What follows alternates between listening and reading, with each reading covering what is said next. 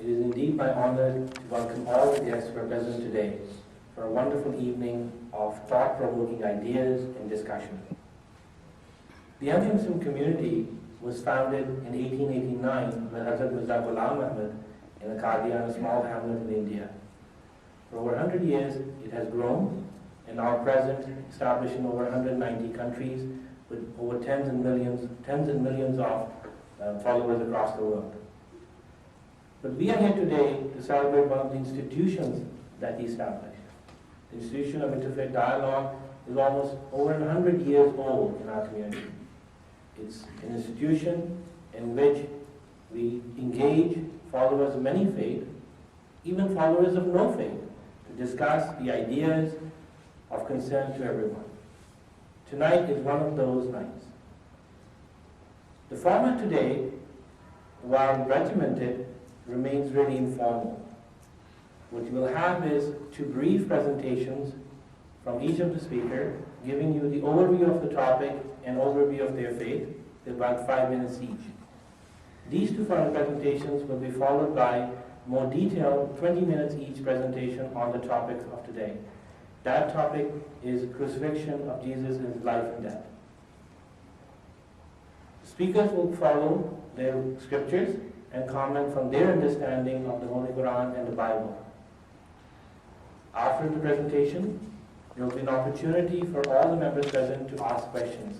I see each of you have already received blank cards. You can write your questions. We will take all of them in the sequence that we will follow.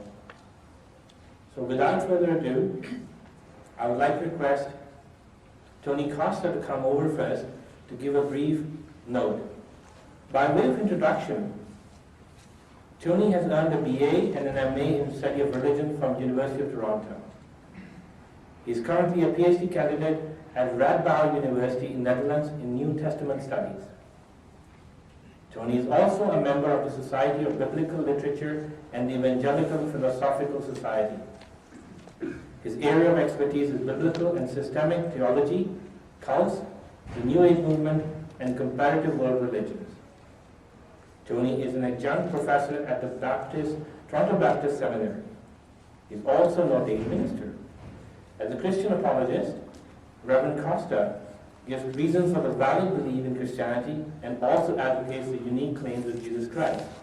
And looking at his website today, I was impressed how many endorsements he has received. So please let's welcome Reverend Costa.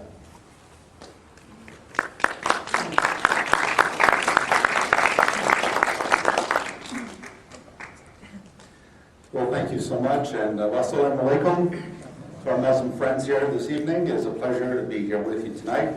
I also want to extend our warm thanks to your hospitality and the lovely dinner that you served us tonight. I'd like to begin tonight by giving a brief overview of what we're going to be discussing.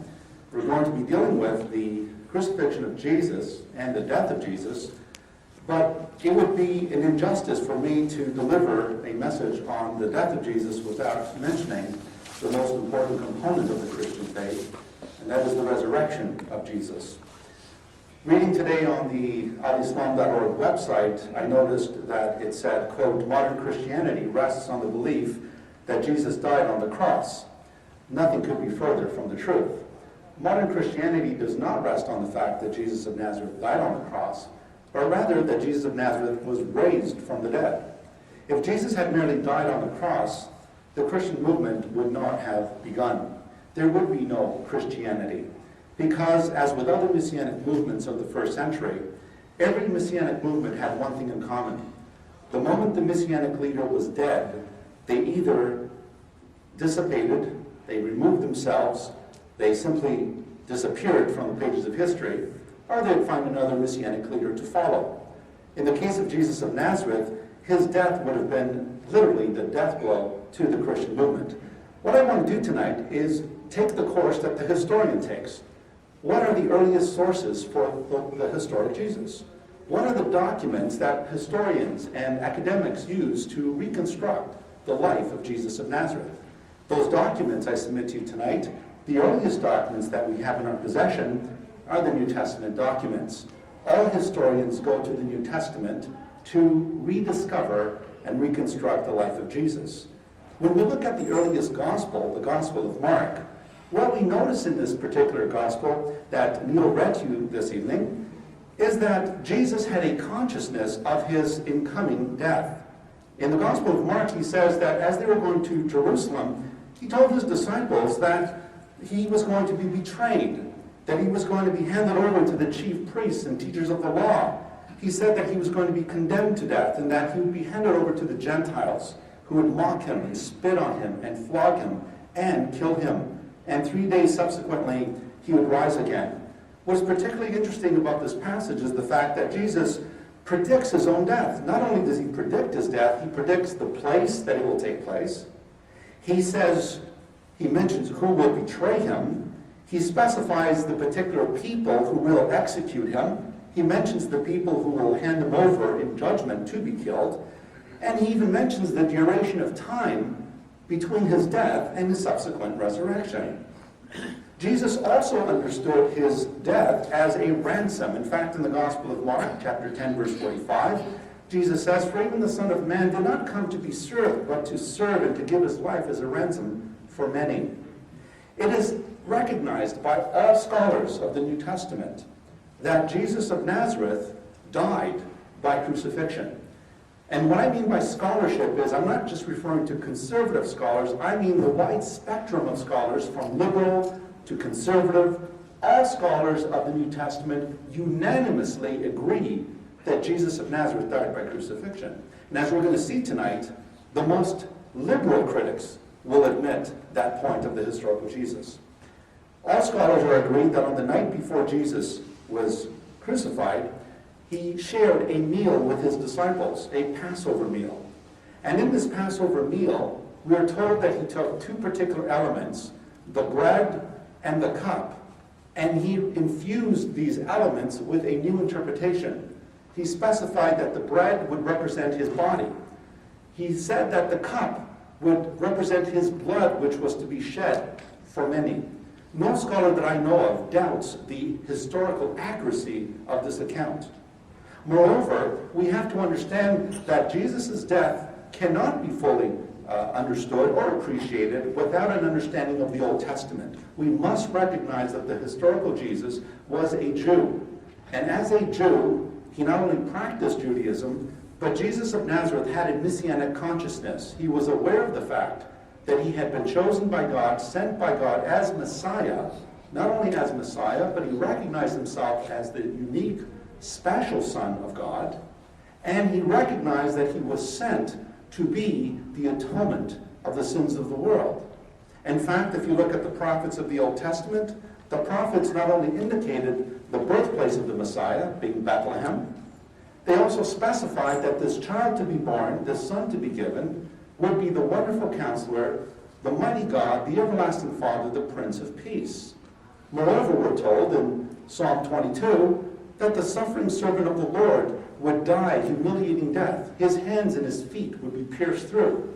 And in Isaiah 53, the prophet tells us that the righteous servant of the Lord would pour out his life in death to make atonement for the people of God. And so it is important for us to understand, to bear in mind, that the discussion here tonight should not be one of theological presuppositions or philosophical presuppositions. The question is, where does the evidence point?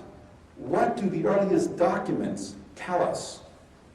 And if we are going to discover the truth of the matter tonight, I'm asking you tonight to lay aside your prejudices, lay aside your presuppositions. Let's look at the documents themselves.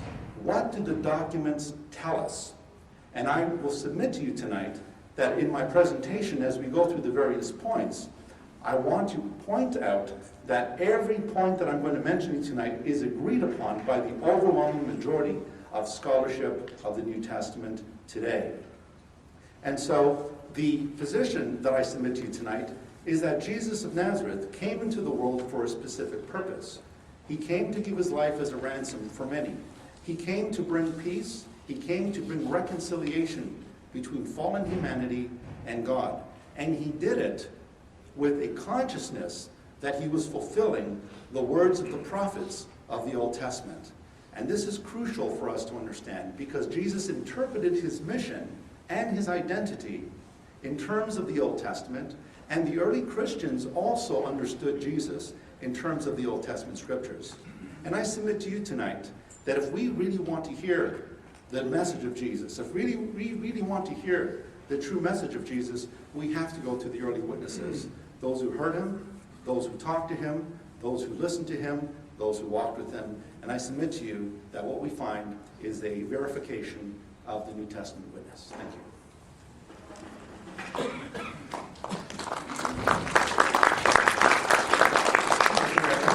You seem quite passionate argument. One of the tasks I have is to keep things on time as well. I would like to request now to Mr. Mukhtar Cheema to come over, and by way of introduction, when I asked him to give me, I would have written a much longer bio, but when I asked him, he sent a very brief one. So it's a dilemma for me to read only what he has given or say a lot more that I know of. Mukhtar Cheema got his BSc in Physics, Maths, and Statistics from Punjab University in Pakistan.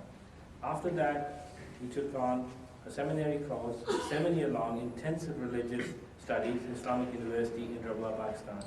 His specialty there was the comparative study of the world religions. After graduating, he served as a religious minister for the Ahmadiyya Muslim community in Pakistan for 5 years, then in West Africa, a country called Ghana, for 4 years. He moved to the United States of America and served the community there for 14 years. And we are very fortunate that since 2003, he's been serving the community in Canada. Please welcome Mukhtar Cheema.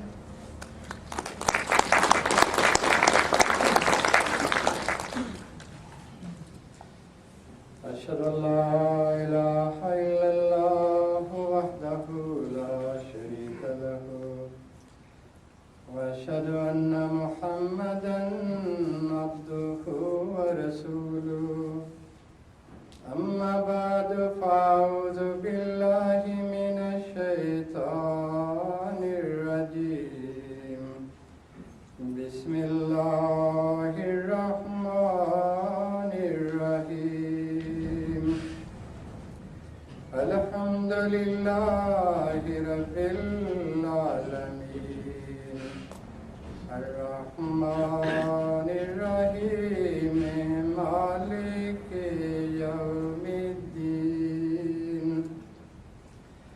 إياك نعبد وإياك نستعين اهدنا الصراط المستقيم صراط الذين أنعمت عليهم غير المغضوب عليهم ولا الضالين ومكروا ومكر الله والله خير الماكرين إذ قال الله يا عيسى إني متوفيك ورافعك إلي ومطهرك من الذين كفروا وجاعل الذين اتبعوك فوق الذين كفروا إلى يوم القيامة رب اشرح لي صدري ويسر لي أمري واحلل عقدة من لساني يفقهوا قولي. Mr. Chairman, Mr. Tony, respected audience, Assalamu alaikum wa rahmatullahi wa barakatuh. Peace be unto you. The topic which is given to me this time, that is crucifixion, death or life, whether Jesus died on the cross or not. According to the Holy Quran, according to the traditions of the Holy Prophet Muhammad Rasulullah sallallahu alaihi wasallam, according to Old Testament, according to New Testament, Jesus did not die on the cross. The verse of the Holy Quran I recited before you, that is a wonderful verse and giving the whole picture of what happened. And that is, they planned and Allah planned, and Allah is the best planner. when God said to Jesus, "O Jesus, I will call thee to die, and then exalt thee to myself." What was the planning? To kill Jesus on the cross to prove that he was accursed by God. According to the law of Moses, that is accursed death. And the prophet like Jesus cannot die accursed death. And this is what is mentioned in this verse of the Holy Quran.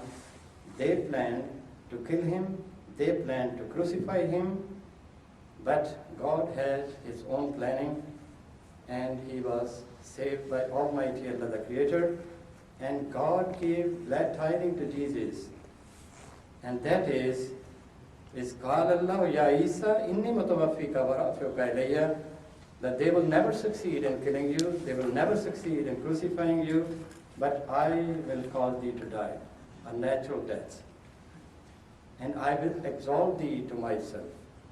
They wanted to degrade Jesus. They wanted to show that he was impostor. They wanted to show that he was not a true person. And God wanted to prove that he was sent by Almighty Allah the Creator. God wanted to prove that he was a true person. God wanted to prove that he was really a great person in the history of mankind. So God helped him, and he did not die on the cross.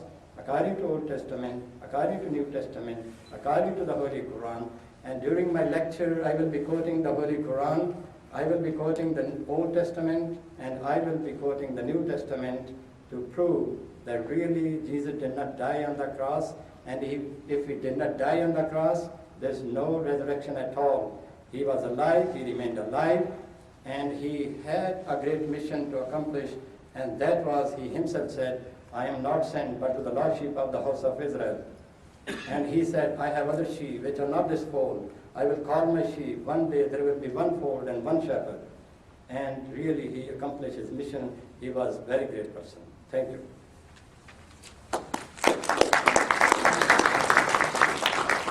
Thank you, Mr. Cheema. As I mentioned earlier, now we will have more detailed presentation by each of the presenters, elaborating on their thesis and the arguments that they would wish to put forward. And way of housekeeping, I would appreciate if people can write their questions down as they come to their mind. And when they write those questions, they should also write to whom they want the question to be addressed to. They can address the question to Mr. Cheema, to Reverend Costa, or to both of them, not to me. And I know like people keep calling me chairperson. I'm a moderator. I'm no chairperson here. But nevertheless, that will help us organize our questions as well and take it from there. And normally what we do in these events is that we take those questions first, which pertain to the topic at hand. And afterwards, once we're done with those, then we'll be taking over the rest of the questions as well, and we go as long as we can. So without further delay, Reverend Costa, please.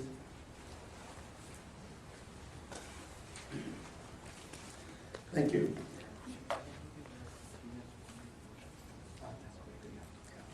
Thank you so much.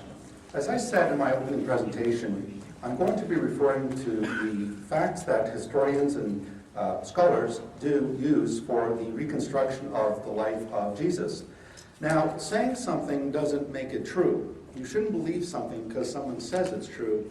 You should believe something if it's true. Believing something doesn't merely make it true. We have to do better than that. We have to present evidence. We have to present facts. And so let's look then at the earliest documents that we have. Let's consistently look at them and consistently cite these documents that we allude to. What we do want to avoid tonight is selective reading, picking what I call the eeny, meeny, miny, mo game with the Bible. Eeny, meeny, miny, mo, this one stays, this one goes, because I don't like it. We have to be consistent with the text. So then, what then do we learn from historical inquiry concerning the historical Jesus? The first point that historians and scholars are agreed on is the fact that Jesus of Nazareth died by crucifixion. The late Robert Funk, who was the chair of the Jesus Seminar, no friend of Christianity, stated that the crucifixion of Jesus was one indisputable fact that we know about him. Raymond Brown states in his classic work, The Death of the Messiah, in 2 volumes, he states, quote, "Historically, Jesus' death was the most public moment of his life. what we have to realize is that what convinces this whole spectrum of historians about this fact of the historical Jesus?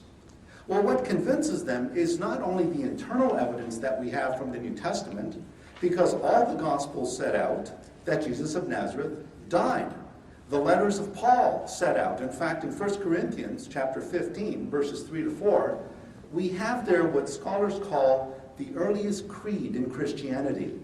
Paul breaks down for us something that he received from the apostles of Jesus, Peter, James, and John, which he visited after his encounter with the risen Christ. He says, I'm passing on to you what I received from them. 3 things. Number 1, Christ died according to the Scriptures. Point 2, that he was buried.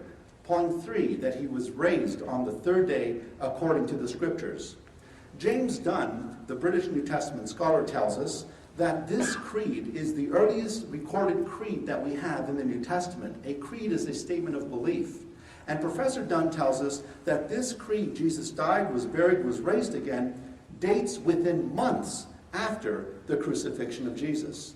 So what we find here is that the farthest back that we go to the historical Jesus, to the followers of Jesus, there was this belief that Jesus not only died, but that he was raised by God, and that he died for the sins of his people, that he came to redeem them from.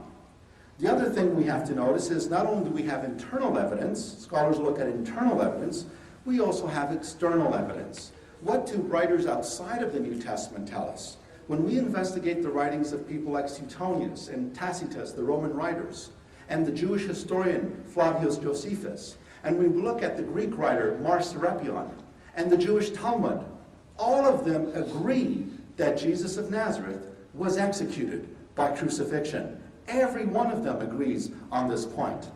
But not only do we have internal evidence, external evidence, we even have medical evidence. A number of medical journals have been conducted on the effects of crucifixion on the human body. And in fact, a number of years ago, the Journal of the American Medical Association in 1986 published an article on the physical death of Jesus Christ, in which they come to the conclusion that after the flogging that Jesus of Nazareth received, the fact that he was so tired, according to the Gospels, he couldn't even carry his cross. They needed Simon of Cyrene to help him. This indicates an excessive loss of blood, excessive exhaustion, and the conclusion of this medical report finds that Jesus died, perhaps, of a cardiac arrest on the cross. We also have evidence of this from the spear wound that was inflicted to his side. We can talk about that a little more below. The other thing we have to bear in mind is that the death of Jesus is founded upon the Jewish idea of sacrifice and atonement. Now, in Islam, historically, the Sunni scholar Yusuf Ali points out that the idea of atonement is foreign to Islam. Now, that may be for Sunni Islam. There may be differences among the Shiites and Ahmadiyas and others, but the idea of atonement is foreign because the Quran says that each one of you shall carry your own burden. You shall pay for your own sins. But in the Jewish Christian view, the idea of atonement is that the sinner is so vile before God because of his sin that he needs cleansing to stand before a holy God. All scholars are of agreement that if Jesus died and stayed dead, the Christian movement would never have begun. Now let's look at some linguistic evidence. When we look at the New Testament, what we find, for instance, in the earliest Gospel of Mark, Mark tells us that when Jesus died, he uses a particular Greek word that is unmistakable. He says in Greek, "Hode Jesus aphes phonin megalin exepnesin." When Jesus cried out with a loud voice, he gave up the ghost. Luke's Gospel uses the same word. Now, what does this word, exepnesin, mean? Well, if you look at Loanita's Greek-English lexicon, which is an academic text which defines these words for us, this is what they say. They say that this word comes from the Greek root ekpneo, and it means to breathe out, to engage in the final act of dying, to die, to breathe one's last. And they quote Mark 15, verse 37, in support of that. I submit to you that even the language that the gospel writers use, such as giving up the ghost, indicates that this was the technical language for dying in the Greek text.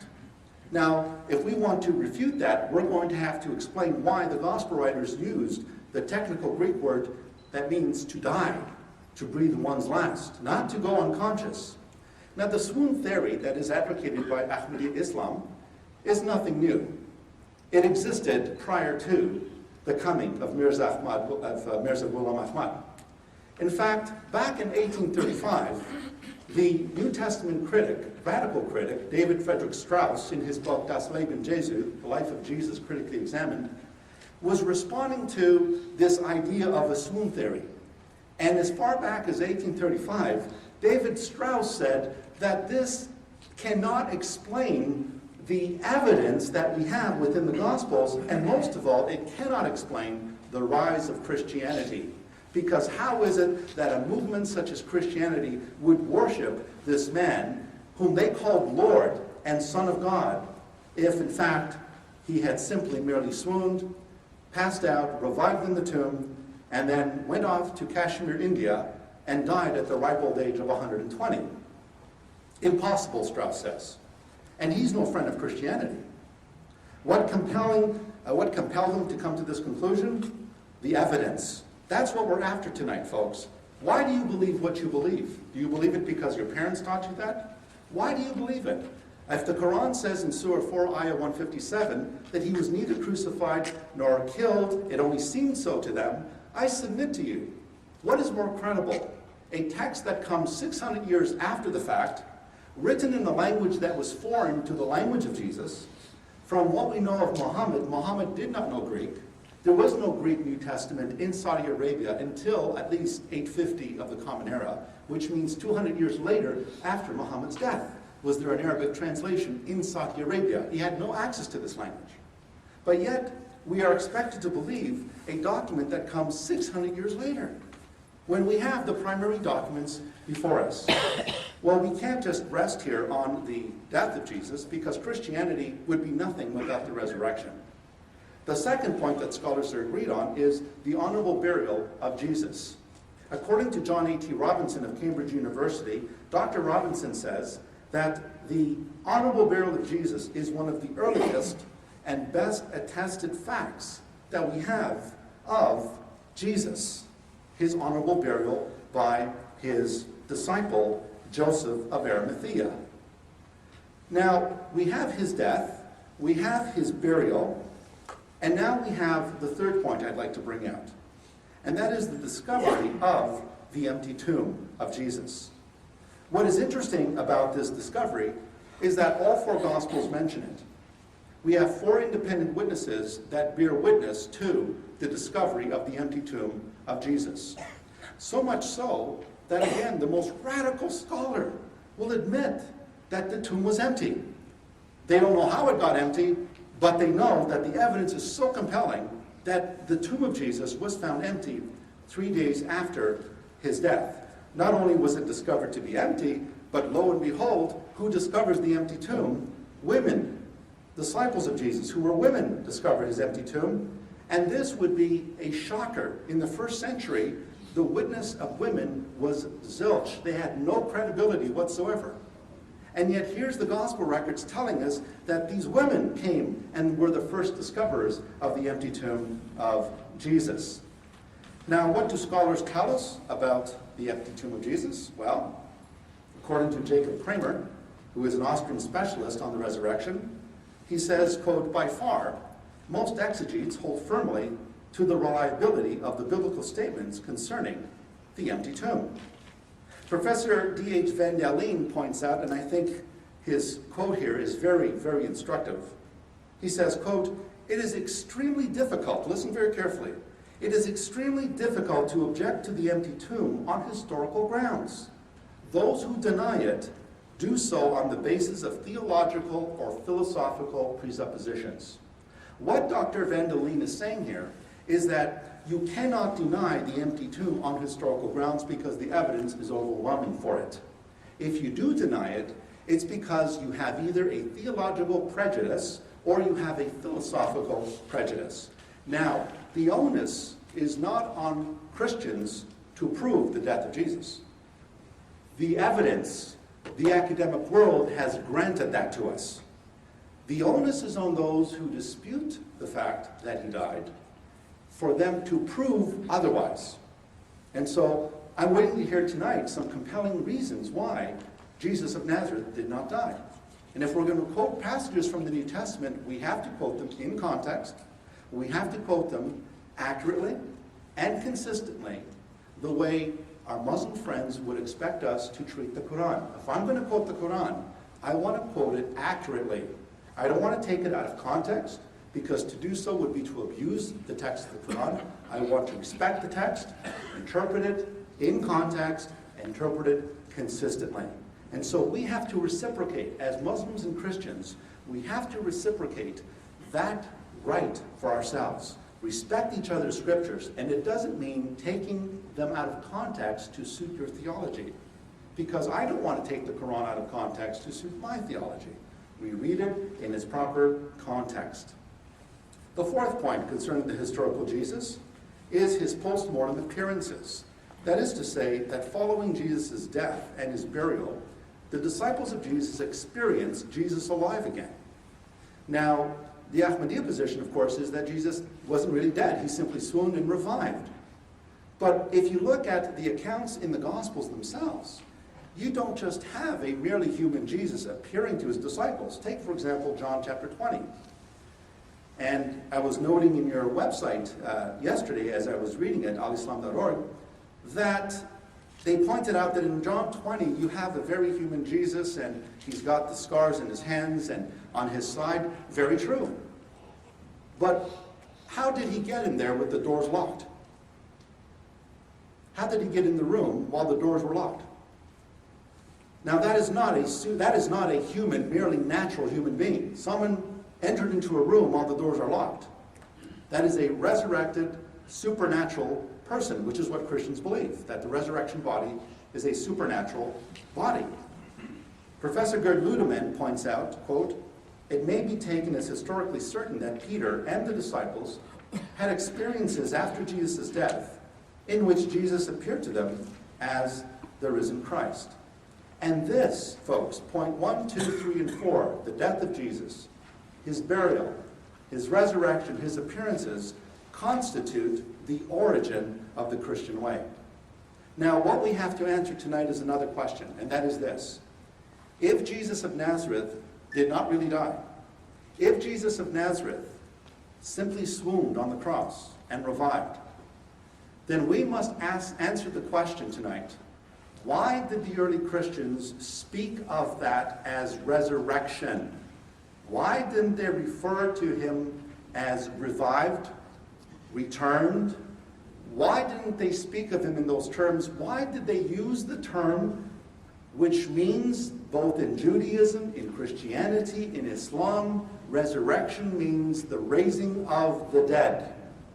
And in Islam, the belief is that in the last day, Allah will raise the dead and judge them.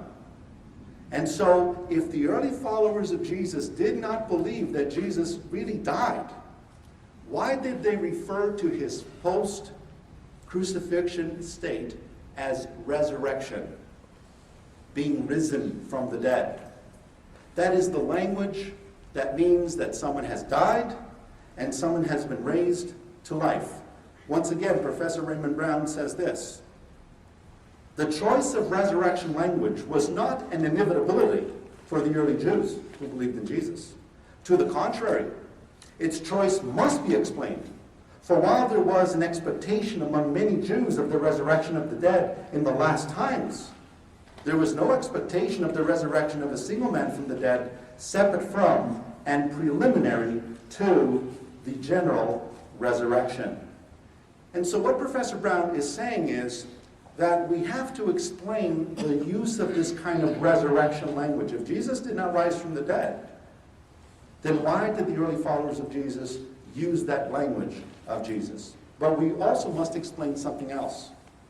Why did Jesus of Nazareth predict his own death and interpreted it as a sacrificial kind of death? Look at the Old Testament sacrifices. All of those victims that were sacrificed, those sheep and those goats and those bulls, they were all ritually slaughtered. And their blood was poured on the altar. And in the New Testament, Jesus is called the Lamb of God, who takes away the sin of the world.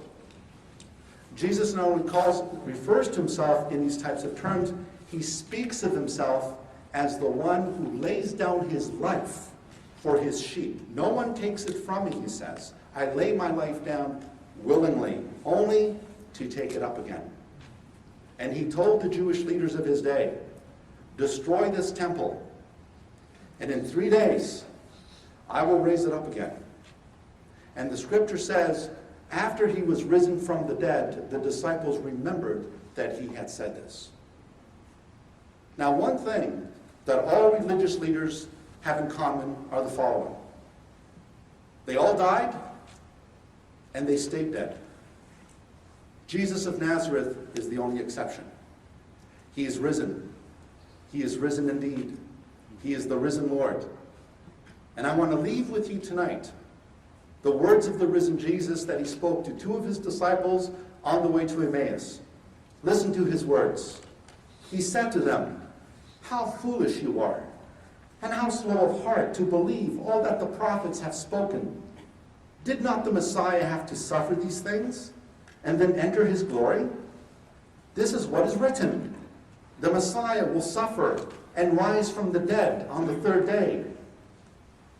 And repentance and forgiveness will be preached in his name to all nations, not just to the house of Israel. Repentance in his name is to be preached to all the nations. Go and make disciples of all nations, Jesus said. Baptize them in the name of the Father and the Son and the Holy Spirit. Teach them to observe all that I have taught you. That's not an exclusive outreach. That is an outreach to the nations after his resurrection. Jesus was sent to the house of Israel during his earthly ministry. But following his resurrection, he fulfilled the words of the prophets that the Messiah of Israel, the Mashiach Israel, the Messiah of Israel will become a light to the Gentiles. He will become a light to the nations. And the nations would learn of the one God of Abraham, Isaac, and Jacob through his Messiah Jesus. And through Jesus, I have come to know this one God, Yahweh, the one God of Abraham, Isaac, and Jacob. I've come to know him personally, in a personal way. I have a relationship with him that will never end. And it's nothing that I have done. It's a gift of God by his grace. And I can live confidently knowing that today, if I die today, I am at peace with my God. I have shalom, I have salam with God. Do you have salam with God tonight? If you die tonight, will you enter the paradise? Do you know for sure? I know because I've trusted in him who can be trusted. Jesus Christ died, buried, risen again, the risen Lord. And I also would like to give to our friend tonight, I'd like to give him a number of gifts. The Passion of Jesus Christ by John Piper, the Jesus video, and a copy of the New Testament. I would like to kindly present it to our guest.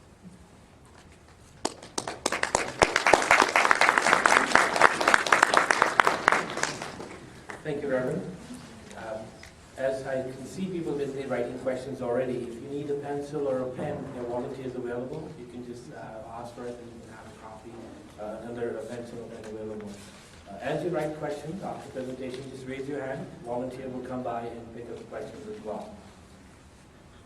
With this, now I request Mr. Mukhtar Cheema to come over and deliver his presentation.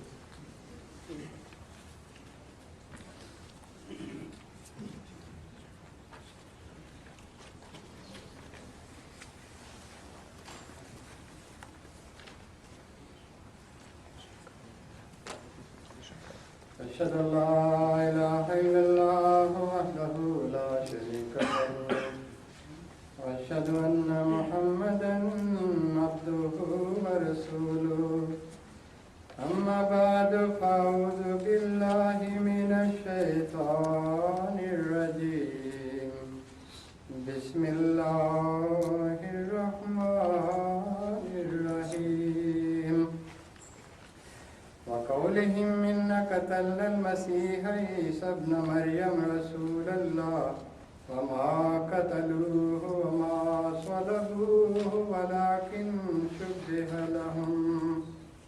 Assalamu alaikum wa rahmatullahi wa barakatuh. The verse of the Holy Quran from chapter 4, verse number 58. Almighty Allah says, and for their saying, we did slay the Messiah, the son of Mary, the messenger of Allah, whereas they slew him not, nor did they bring about his death upon the cross, but he was made to appear to them like one crucified. This is the verse of the Holy Quran. It is true that the majority among you, I mean the Christian, they don't believe in the Holy Quran. But my brother was talking about history. Even if you take the Holy Quran, a book of history, it is 1500 years old, and it is saved from human hand, protected by God. There's no alteration. Take it as little as the book of history. It is written 1500 years, and it says that they said that they crucified, they said that they killed, but in reality, they could not succeed in killing and crucifying him. It is 100% true. It is not what I am saying and I am believing in the Quran and I am quoting from the Quran. It is reality as I said. In the Old Testament, in the book of Psalm, chapter 22, Jesus renders supplications to God. And it starts with, Eli, Eli, lema sabachthani. It is in Old Testament, but the same word where Jesus uttered on the cross, it is written in Old Testament, my God, why have you forsaken me? And then in verse number 20, it is mentioned, deliver my soul from the sword, my darling from the power of the dogs, save me from the lion's mouth. What happened? It is recorded in the book of Psalm, chapter 30, verse number 1 to 12. It says in verse number 2, O Lord my God, I cried unto thee, and thou hast healed me, not resurrected. You have healed me. O Lord, thou hast brought up my soul from the grave. Thou hast kept me alive, not resurrected. You kept me alive. And when you go on, in the book of Isaiah, chapter 53, verse number 7 to 12, it is mentioned, he was oppressed, and he was afflicted, yet he opened not his mouth. He is brought as a lamb to the slaughter. Then in the verse number 10, yet it pleased the Lord to bruise him, not to kill him. Yet it pleased the Lord to bruise him, when thou shalt make his soul an offering for sin. And then it is mentioned, he shall see his seed, he shall prolong his days. How he saw his days were prolonged, and how he saw his seed, it is in Time magazine, which is research made on Dead Sea Scroll. It is Time magazine, September 21st, 1992, volume 140, number 12. It is about Dead Sea Scroll, the most authentic document which is in this time available. And Barbara Thiering from Australia University, she investigated upon it, and it appeared in Time magazine. It is written, Barbara Thiering of Australia's University of Sydney tells of a Jesus who was crucified but secretly revived at the Dead Sea, and who wed a woman bishop at midnight on March 17, AD 50. Shroud of Turin, that is another document, not document, but that is the picture, and it has been investigated. The Christians say that is not old enough, that proved that really that was the shroud of Jesus. But recently, somebody came forward and she said, this is the original shroud of Jesus, and the man who was wrapped in, he was alive. Let us see what the New Testament says. The book of Deuteronomy, chapter 21, verse number 22 is that if somebody dies on a cross, he is accursed by God. And Jesus was a noble prophet of God, and person like Jesus cannot die a cursed death. What is a cursed death? According to law of Moses, Deuteronomy chapter 11, verse number 28, it is curse if you do, not if you don't obey the commandment of the Lord your God, that is a curse. And if you obey the commandment of God, that is the blessing from your Lord. Then Jesus himself predicted that he would survive. And he said he will give a great sign, and that is the sign of Jonah, which is mentioned in Matthew chapter 12, verse number 38 to 40. Some scribes and Pharisees went to Jesus and they demanded a sign. And Jesus said, no sign will be given to this evil and adulterous generation except the sign of Jonah. As Jonah remained for 3 days and 3 nights in the belly of whale, Son of Man will be for 3 days and 3 nights in the belly of earth. And read the book of Jonah. It is a very small book, 1-page book, and it is written that when Jonah went into whale's belly, he was alive. He remained for 3 days and 3 nights alive. And when he was vomited out, he was alive. If Jesus died on the cross, he remained dead on the cross, and he remained dead for 3 days and 3 nights, and then he became alive. There is no similarity with the sign of Jonah. There was no chance for Jonah when he went into whale's belly, but he survived. That is a sign. And there was no chance to survive on the cross. Jesus survived. This is why that is a sign. We believe he did not die on the cross and he was taken alive. Now see how Jesus prayed to God, and his prayers were honored. In Matthew chapter 26, verse number 38-39, he took some of his disciples and he said, my soul is exceeding sorrowful even to death. My soul is exceeding sorrowful even to death. Remain here and watch with me. Then he went a little further, fell down on the ground, and he said, oh my God, if it is possible, let this cup pass from me. And that was honored by God. And it is mentioned Luke chapter 22, verse number 42, when he was praying, angel appeared, and he was saying to Jesus, angel appeared unto him from heaven, strengthening him, and he was strengthened, and he was survived. If Jesus wanted to die, if that was the mission of Jesus, why he was reluctant to die? It is mentioned in John chapter 7, verse number 1. After these things, Jesus walked in Galilee, for he would not walk in Judea, because the Jews wanted to kill him.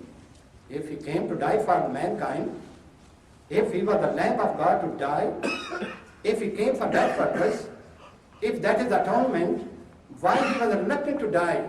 It is mentioned that he was reluctant, he was not going to Judea because the Jews wanted to kill him. John chapter 8, verse number 40. But now ye seek to kill me, a man that had told you the truth. This is what Jesus is saying, that why you are after me, why you are going to kill me. Now the greatest man, if Jesus really died for the sinner, if that was the atonement, a person who assisted Jesus, that should have been be the champion of atonement.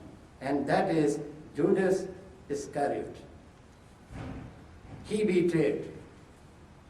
He assisted for that mission Jesus wanted to accomplish. Where Judas stands, why he is totally neglected by Christianity, the champion of Christianity. He betrayed, and he was the most important person, the culprit, who handed over Jesus to the hand of the Romans. But Jesus says, Matthew chapter 26, verse number 24 about Judas, it had been good for that man if he had not been born. That is the status of Judas. Then that was not the planning of God, that was wanted by devil, according to John chapter 13, verse number 2. And supper being ended, the devil having now put into the heart of Judas. So my dear, Jesus did not come for that purpose. Let us go what happened when he was going to the cross.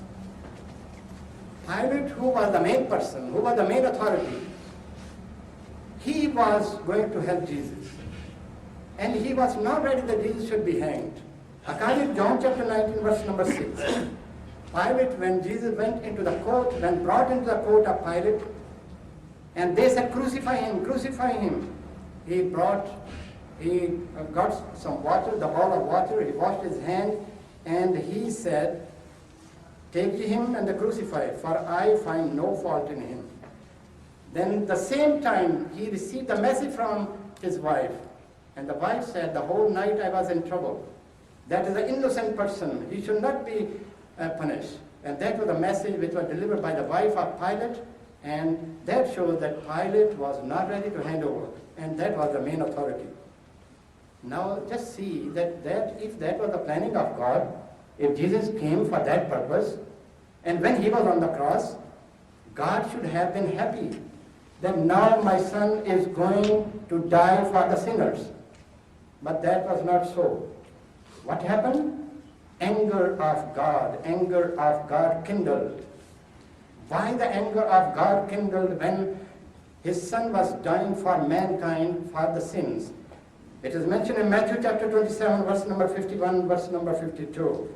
Veil of the temple was rent in twin from the top to bottom, and the earth did quake, and the rock rent, and the grave were opened.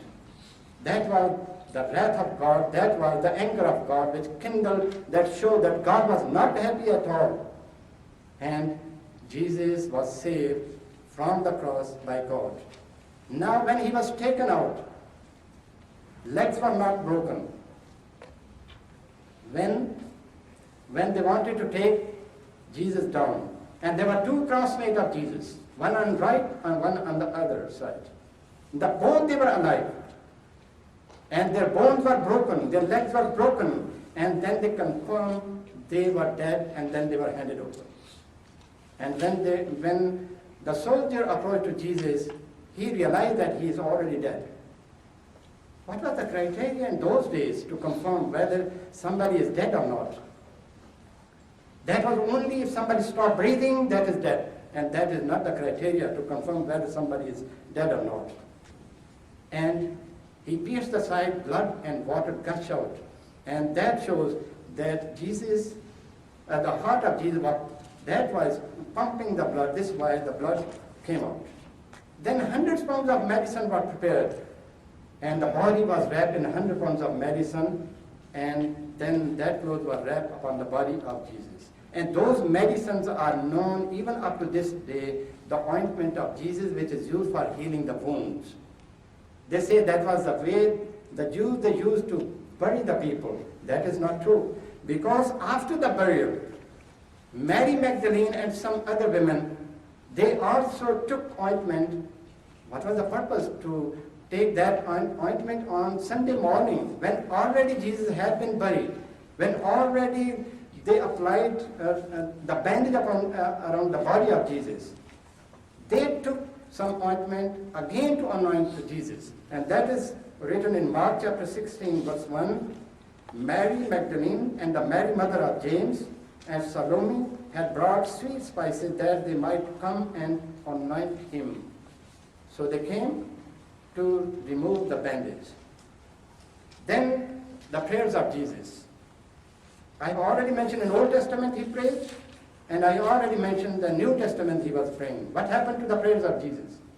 It is mentioned in Hebrews chapter 5 verse 7 that in the days of his flesh he offered prayers and supplications with great cries and tears to whom who was able to save him from death, and he was heard due to godly fear.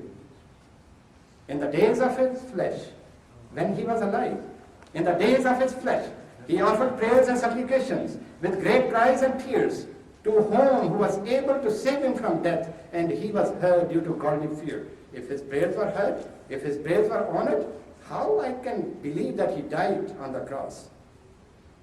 Then see what happened. Sunday morning, Mary Magdalene goes there, and I'm cutting short. He reached to the site, and she said, because there were two persons and they were angels. And finally, Jesus was also there, and she took as a gardener. And she talked to Jesus, and she said, where you have laid him, let me take. Mary Magdalene, she was not a superwoman to take the dead body of Jesus. She was saying, where you have laid, tell me, so I should take him. It means that he was alive, and she wanted to take along him, her.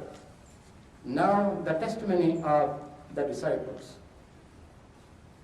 When this message reached to the disciples, it is recorded in Mark chapter 16, verse number 9 to 11. And they, when they had heard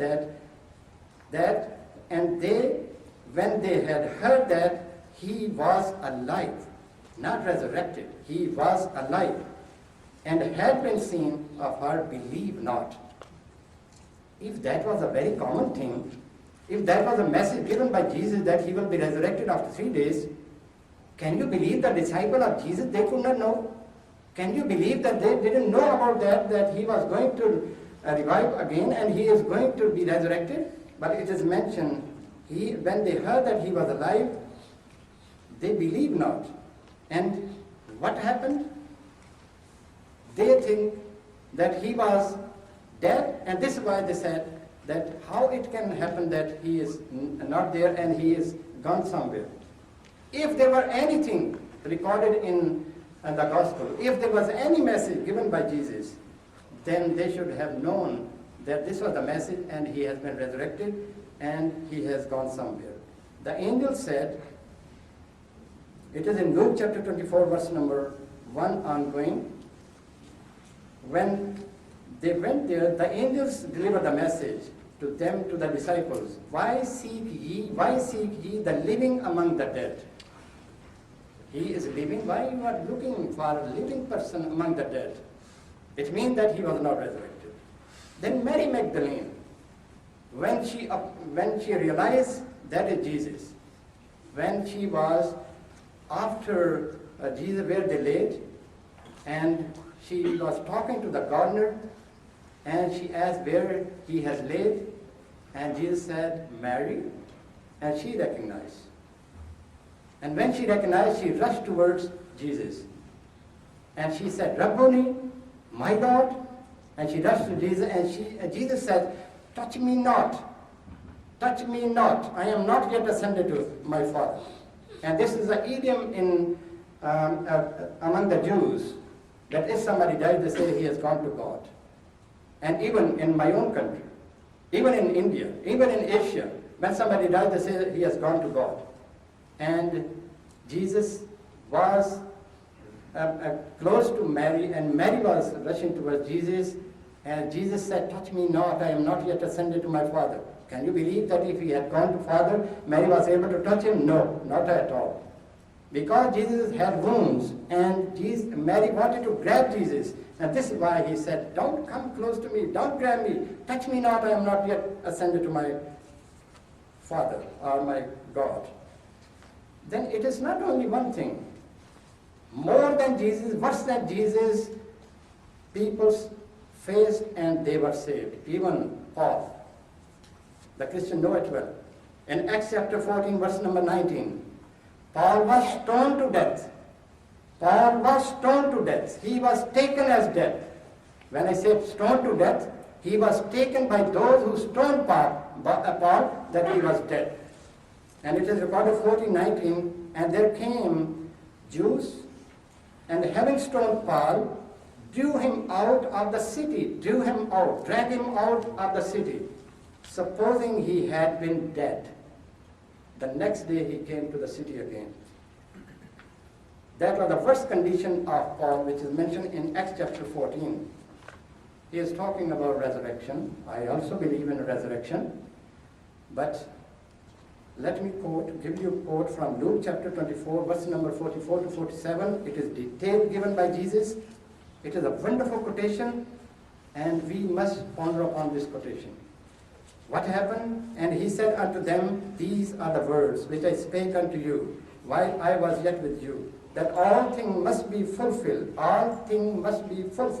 which were written in the law of Moses, and in the prophet, and in the Psalms concerning me.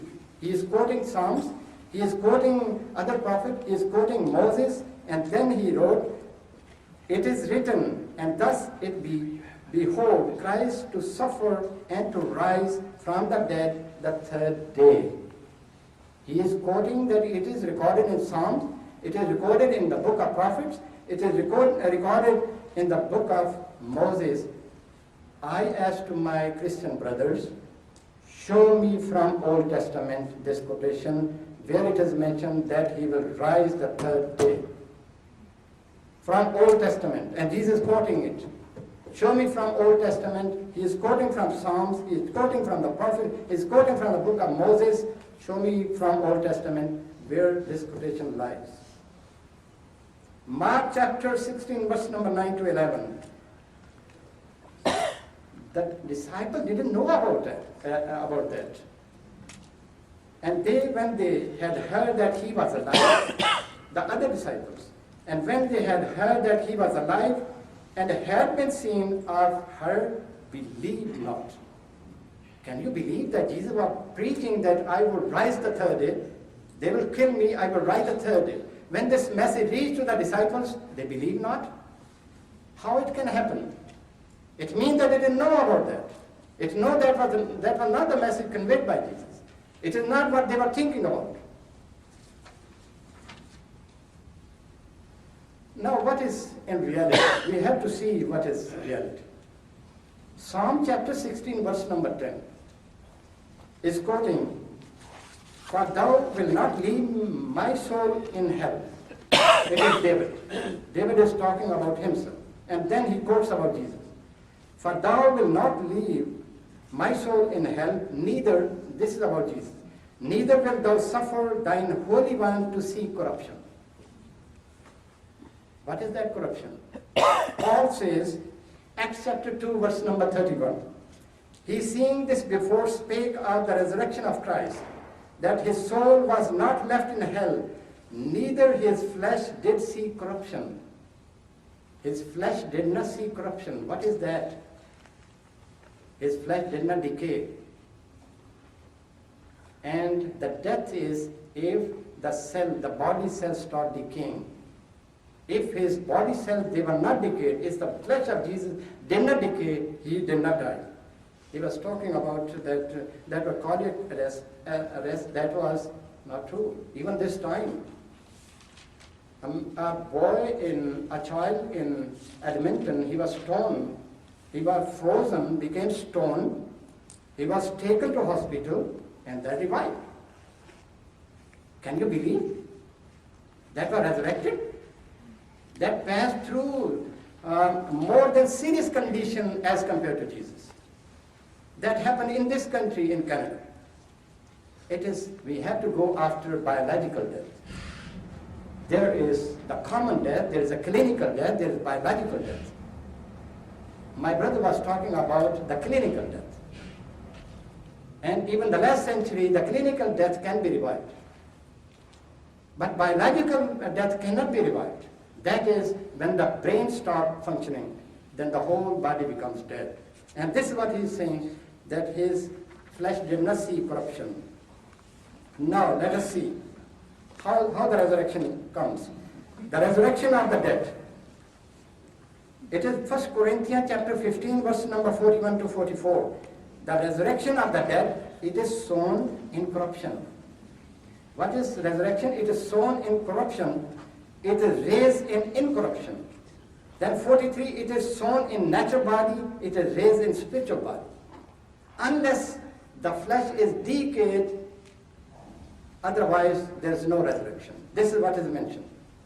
And Jesus, he was showing to the people, see my hand, put finger in it. I am the same. Because if resurrected body is, he becomes like angel. Nobody can approach. If Jesus was resurrected body, he should have come boldly to the people. I am resurrected. Come form with me. And I have overpowered death. And nobody claimed that. Jesus never ever, in New Testament, never ever, Jesus said that I was resurrected. Thank you very much.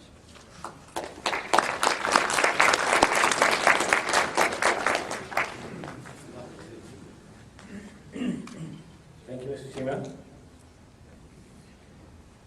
I thought they would have a difficult job doing presentations. Obviously not. I have a difficult job for asking these questions. There's so many of them. I think we should have had 5 minutes for presentation and 1 hour for questions. What I've tried to do is merge them. There are certain themes in which the question was asked from Mr. Cheema or Reverend Costa. The interesting thing is that the same question is asked from a different perspective. So I will, although the one person simply said ask Mr. Cheema and the other person said ask Reverend Costa, I'm going to ask both of them and merge the questions. So that way we'll try to get some of the questions going. Any more questions coming? Hold them. I have too many already. I think speakers will be available afterwards to go over them as well. So if you're ready, could you please check the mic for me? Perfect. Okay. One theme which has come on a number of questions is regards to the witnesses pertaining to the death and resurrection of Jesus. So combining a number of 4 or 5 questions, they refer to the physical testimony of those witnesses. Questions are on the realm of how many people saw Jesus die on the cross, and then how many people physically saw him being resurrected. We'll start with Reverend Costa first. Pertaining to the question of those who witnessed his death, according to the Gospels are unanimous that a number of Jesus' women disciples were with him at the foot of the cross. The Gospel of John also tells us that his mother Mary was there, including one of the apostles, the beloved disciple John, who in his own Gospel records that he was an eyewitness to the events that transpired on Calvary. And so what we have here is we have the women disciples. The other disciples of Jesus had flown, they had run off after the arrest in the Garden of Gethsemane. But there's also another important witness that we have here. We're told in the Gospels that Simon Peter also followed along curiously, but from a distance. He followed along and was privy to some of the details as well. Following the resurrection of Jesus, I noted that the first witnesses were the women witnesses who went to the tomb. The Gospels are unanimous that it was the women who saw him alive again. The men also came to see Jesus alive again. According to Luke 24:34, Simon, the Lord also appeared to Simon, that is Peter, and that is also corroborated for us by the Apostle Paul in 1 Corinthians 15. Paul also gives us a list of witnesses that include the apostles, but he also includes the appearance of Jesus to more than 500 brethren. That is a massive amount of witnesses to the risen Jesus. Paul himself claimed to be a witness to the resurrected Jesus, and he notes that that appearance to Paul was the official commissioning of Paul as an apostle. And so when you look at the Gospels, there's a very, very interesting book that's just been out about a year or so ago by a British New Testament scholar by the name of Richard Bauckham. And Richard Bauckham, in his book, Jesus and the Eyewitnesses, points out that the Gospels transmit for us reliable first-hand accounts. And he not only mentions Matthew, Mark, and Luke, but he also mentions the reliability of the Gospel of John. So here we have first-century documents that come from the witnesses, those who heard Jesus and those who walked with Jesus. And they all unanimously agree that Jesus was not only put to death, but that he was raised from the dead. And they use the language that means to return from the dead, which was resurrection. You see, it is not a matter that how many people saw Jesus. According to me, millions after millions people saw Jesus. The main issue is whether he died, was resurrected. In the New Testament, nowhere Jesus ever mentioned that he was resurrected. If somebody saw he was alive, he had wounds, they were healed, and he came out, and he was off to the mission. In the book of Ezekiel, chapter 34, verse number 4 to 5, it is mentioned, and that is related to the statement of Jesus that I have other sheep which are not this fold. I will call my sheep, one day there will be one fold and one shepherd. I am not sent but to the lost sheep of the house of Israel. And in the book of Ezekiel, it is mentioned that my sheep were scattered over the mountain, over the high hills, and that is Himalaya. Jesus went towards that area. A book is published, and that is available in the market. It's not written by our community, it is not written by the Muslims, that is written by the Christian scholars among the dervishes. And they investigated the land of Afghanistan, and they came across to one tribe, and the head of the tribe was Abba Yahya, and he said, Jesus traveled to that land, and they have the old writings of that age, the gospel, and they were called Muslim Christians. And they were asked, why you are called Muslim Christian? They said it was the blessing which we received through Jesus, and then later we accepted Islam. There are a lot of things which can be produced from those lands, and Jesus went to Kashmir, and I would say he was seen by millions after million and after million. It is not a matter that how many people saw him. The main issue is whether he was resurrected or not. Very simple. If he was resurrected, according to Bible, it is resurrected body is like angel. Nobody can approach to the angels. No more death after resurrection. If there was no more death, why not Jesus appeared before the Jews and the Romans? That you kill me, I am alive. You kill me, I am resurrected. But he was hiding himself. Why he was hiding? It means that he was not with resurrected body. Thank you, Mr. Cheema. Yeah, I have a number of questions with lengthy quotes from, so obviously people did some study before they came here. I'll leave those for the moment. But one theme which has come along is what really transpired after the crucifixion. The question goes around, and there are a number of them, not what happened to Jesus himself, but what was the state of mind of his disciples, what they believed, and what happened to them, and how did they perceive this incident in the life. The question really, if I have to surmise it, is what was the mindset of the disciples or people? What did they believe at that time? And how did they portray it, and how did they preach afterwards? In the initial stages of time, not later on, during the time immediately after the crucifixion. Let's start with Reverend Costa. It's a very good question because it highlights the apprehensiveness of the disciples. The disciples were all Jews, and the Jewish concept of the end of the world and of resurrection was that the resurrection would take place at the end of time. And so when Jesus said to them that he was going to die and rise again, obviously this would be a puzzle to them. They can't understand that. They couldn't conceive of resurrection within history. And that's why I quoted Professor Raymond Brown, who points this out, that the Jewish concept of resurrection is an eschatological one. It's something that happens at the end of the world. And so the disciples of Jesus could not conceive of this idea of a resurrection within history. They were not expecting this type of thing. And scholars do admit that in the first century, the idea of a dying and rising Messiah was something that was not found. They were not looking for a dying and rising Messiah. They were looking for a reigning Messiah who would destroy the Romans. Now, again, this is based on the evidence that we have, not only within the New Testament, but also within first century Judaism. I don't think we've heard any compelling reasons tonight why it is that the early church and the disciples used resurrection language. We haven't heard any good reasons. And the fact that I quoted Luke 24 and verse 44 and following, where Jesus points out that it's written that the Messiah must suffer and that he must rise the third day. My brother wants to know, where does this third day reference come from? Many scholars believe that it's referred to in Hosea chapter 6, verse 2, where it says that after 2 days you will revive us, and on the third day you will raise us up. And so many believe that the reference to the third day resurrection is found within Hosea's prophecy, Hosea chapter 6 and verse 2. And that's why the resurrection of Jesus could not have been invented by the early followers of Jesus. They weren't expecting it. It couldn't have been the Jews who made it up because they didn't have that type of concept.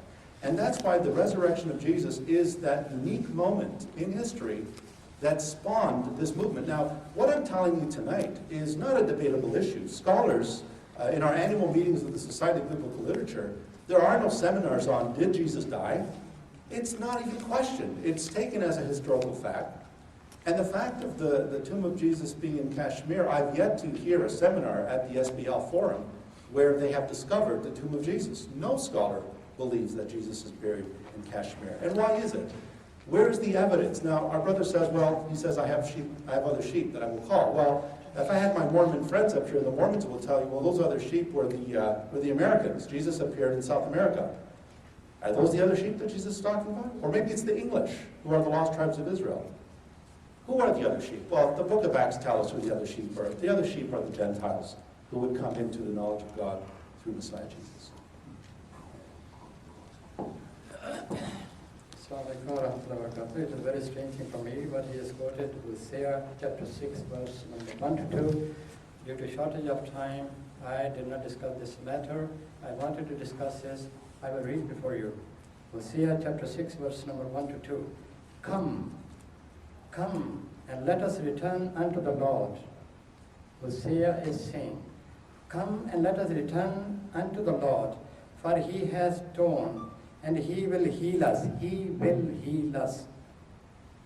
He hath smitten, and he will bind us up. After 2 days will he revive us. Not he will be revived. After 2 days will he revive us. And in third day he will raise us up, and we shall live in his sight. This is not what was demanded from me. It is something else. Thank you. Thank you, Mr. Cheema. There are a number of questions which go back and forth in terms of what each speaker has said and the other speaker is being asked to comment upon. So I'll take some of those as well. First, to Mr. Reverend Costa, a number of questions referred to the incident of Jonah we mentioned. And the questioner, a number would like to know what your take on that incident in context of what Mr. Cheema said. Thank you. Yes, that's a very often quoted text. Now, the question that we have to ask in Matthew 12:40 is, what is the comparison that Jesus is making? Now, our friend tonight has suggested that what Jesus is insinuating is that he would be alive just like Jonah was alive in the whale's belly.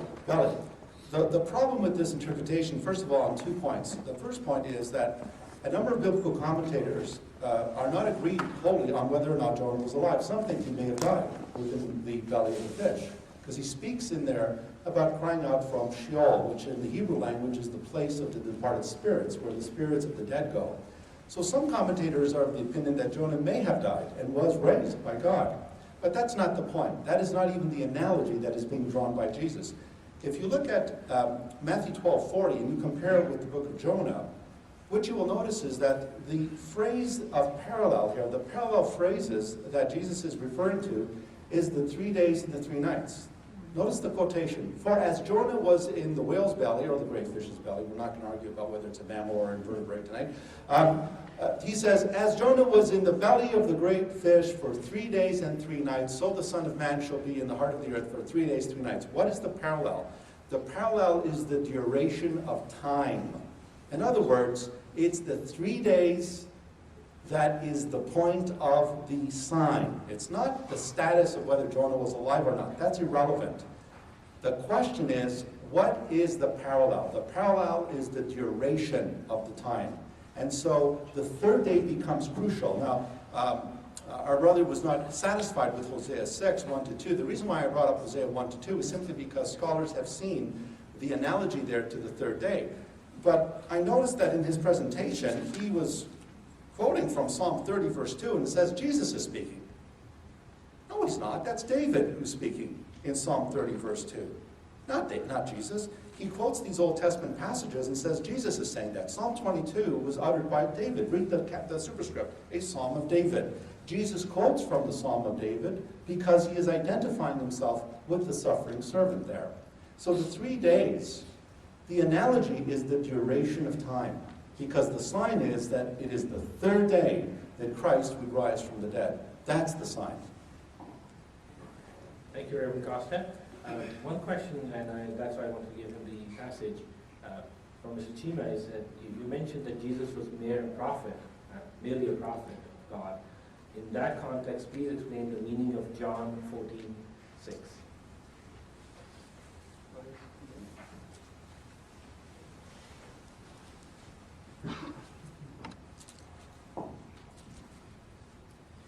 If Jesus was mere a prophet, please explain the meaning of John 14:6. Okay, quote it. What is? You read from there. 14 verse 6. John 14 and 6. And Jesus answered, I am the way and the truth and the life. No one comes to the Father except through me. If you really knew me, you would know my Father as well. Yeah. From now on, Yeah, you I will know the do. Father. Yes, welcome. Jesus said, I am the way, truth, and life. No one can come to the Father except through me. It is from Adam to this time, all the prophets, they are conveying the same message. Nobody can approach to God unless he passes through that prophet. And Jesus said in John chapter 9, verse number 6, as long as I am in this world, I am the light of the world. And he is no more in this world. He is no more light of this world. So he was the prophet of God. He conveyed the message of God. And in a wonderful way, Jesus said, in John chapter 17, verse number 1, 2, and 3, Jesus said, this is life eternal. This is life eternal, that they might know thee, the only true God, and Jesus Christ whom thou hast sent.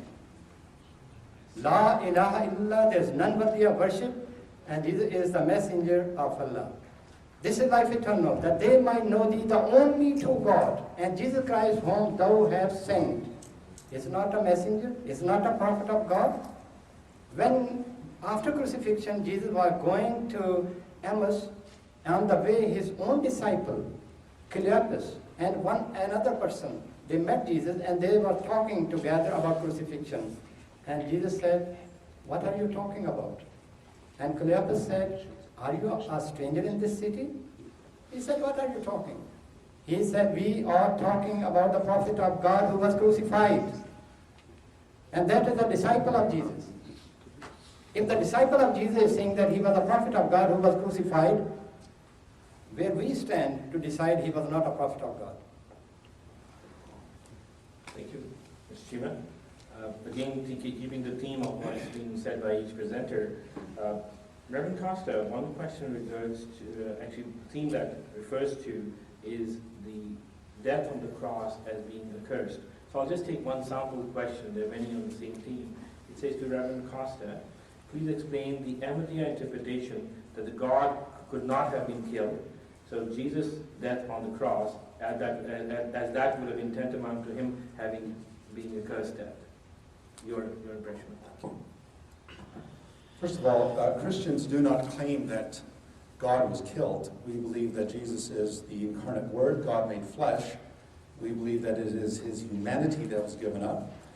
In Islam, there's the view that the Quran is the eternal word of Allah, Kalimatullah, and that the Quran is both eternal and finite in the sense that the written book made of pages with the ink, if I take that book and I burn that book, I have not killed the Quran, I have not destroyed the Quran. I may have killed or destroyed the material, but the Word of God is eternal, indestructible. So Jesus Christ gave his life for us in terms of his humanity. That's why the Word had to become flesh, so that he could surrender his life. Now, this idea of the curse, yes, Deuteronomy 21:23 says, cursed is everyone who hangs on a tree.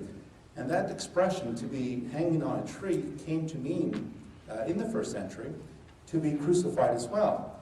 But if you notice what Paul says, the Apostle Paul, you have to realize prior to Paul's becoming a believer in Jesus, one of the reasons why Paul opposed the Christian movement was because they dared to claim that this crucified Messiah, which was a scandal to the Jews, an oxymoron, a crucified Messiah was unthinkable to the Jewish mind. Paul would have attacked the Christian movement because he thought that this was a blasphemous claim to state that the Messiah would be crucified. But in Paul's letter to the Galatians, notice what he says. He says, Christ redeemed us from the curse of the law by becoming a curse for us. It's not that Jesus himself was cursed for something he did. because the Bible tells us that he was sinless and spotless, but that he became a curse for us. In other words, like that sacrificial victim in the Old Testament, those animals that the high priest would put his hands on top of the head of these animals and he would confess the sins of Israel, and then they would slaughter this animal. Jesus became a curse not for himself, not because of something he did. Paul says Jesus Christ became a curse on behalf of sinners, because as sinners, you and I are lawbreakers. Every one of you in this room, every one of us is guilty of breaking God's law. There's no one in this room who could say, I have perfectly obeyed the law of God, the Ten Commandments. Not one of us. We're all under God's condemnation. And Christ bore the penalty. He took the penalty on our behalf. And that's why it's crucial for us to understand this. That's why the disciples had a problem with the death of Jesus. Because look at the way he died. How could the Messiah, the King of Israel, die this way? But they came to realize after the resurrection, when God vindicated Jesus, that Jesus' death was in fact a sacrificial death. And he bore the sins of his people. And that's why they could receive forgiveness and mercy and grace. Thank you, Reverend Costa. This is again quotation, question being asked, Mr. Cheema. Says, and again, the theme on regards to Isaiah 53, verse 7 to 9. Question requests that you have given full detail, however, a portion of that phrase, of these verses, that talks about he was cut off from the land of the living. The 2 or 3 different versions are given. I presume they're looking at different references. But nevertheless, this is the theme. Could you please elaborate on this phrase?